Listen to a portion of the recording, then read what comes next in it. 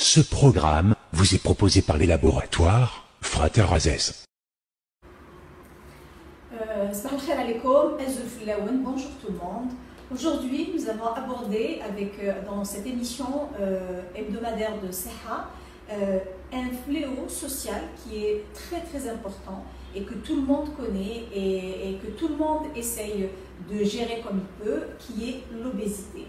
Pourquoi je vous parle de l'obésité? Parce qu'on s'est rendu compte que c'est une pathologie chronique, donc elle est considérée comme une pathologie chronique dans les pays européens.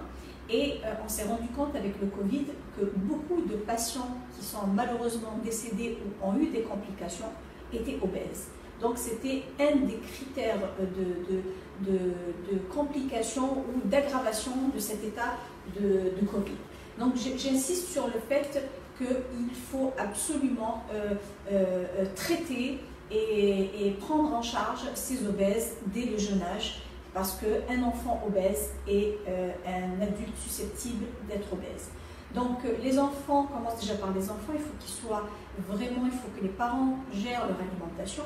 Mais avant tout ça, je vais vous parler des causes de l'obésité.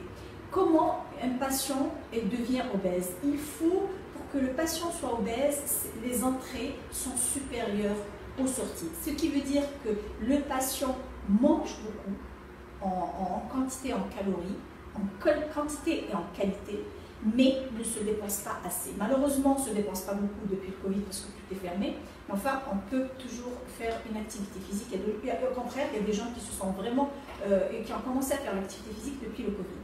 Donc ces entrées qui sont supérieures aux sorties, donc moins d'activité physique, mais il y a également beaucoup d'autres critères. Il y a des critères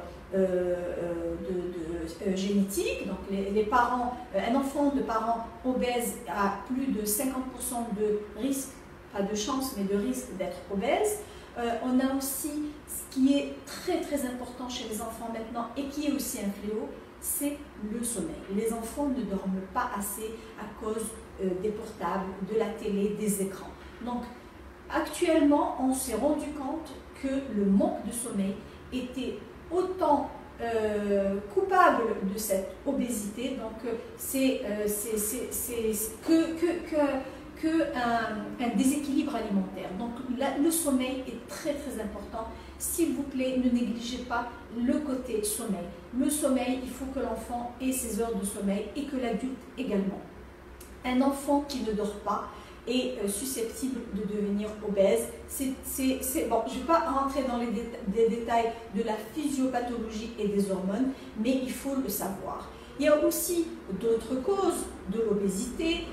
Quand on parle d'un déséquilibre entre les entrées et les sorties, donc les patients et les enfants mangent beaucoup de produits à l'extérieur, préparés, beaucoup de limonade, beaucoup de chocolat, beaucoup de bonbons. Donc cet excès de sucre va être transformé en triglycérides et le patient devient obèse et ses cellules se remplissent de triglycérides et c'est ce qu'on appelle l'obésité.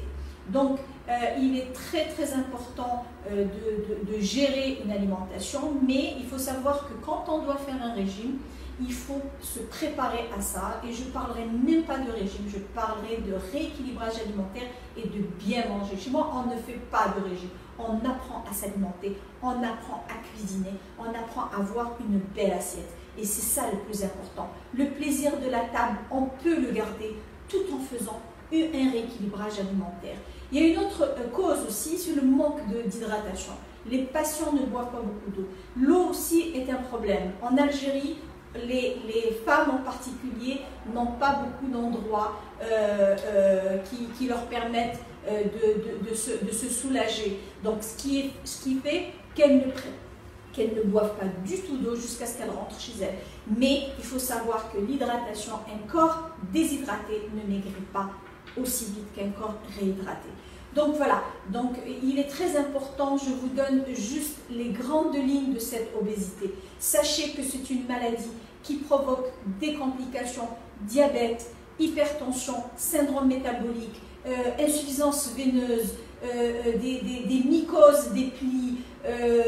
Franchement, l'obésité est le point de départ de toutes les pathologies, de toutes spécialités confondues, en rhumato, en traumato, en neuro, en dermato, en cardio, en pneumo, en gynéco. Une des causes d'infertilité chez l'homme et chez la femme, c'est l'obésité. Sachez qu'en perdant 5% de son poids, une femme peut être plus fertile qu'une femme qui est en surpoids. Alors, messieurs, dames, et en particulier pendant cette période de Covid, sachez que le plus grand nombre de patients qui ont eu des complications et qui sont malheureusement décédés là étaient des patients obèses et qui avaient d'autres pathologies, en particulier le diabète. S'il vous plaît, il est très important, c'est un appel aux médecins de toutes les spécialités confondues, d'insister sur le fait qu'il faut perdre du poids, mais perdre du poids avec un nutritionniste. Il faut insister pour cette perte de poids autant que le traitement que vous donnez, et voire plus encore. Donc il m'est très important de donner cette information. Et bien, les prochaines émissions, on parlera aussi de nutrition, comment bien s'alimenter, quelle est la belle assiette, comment bien manger sans trop se priver, comment avoir un plaisir de la table et perdre du poids. J'espère que ça sera vraiment bénéfique pour vous et que vous aurez les informations nécessaires. Et si vous avez d'autres questions, eh bien posez-nous les questions que vous voulez sur les commentaires et on sera un plaisir de vous répondre. Je vous remercie et à très bientôt.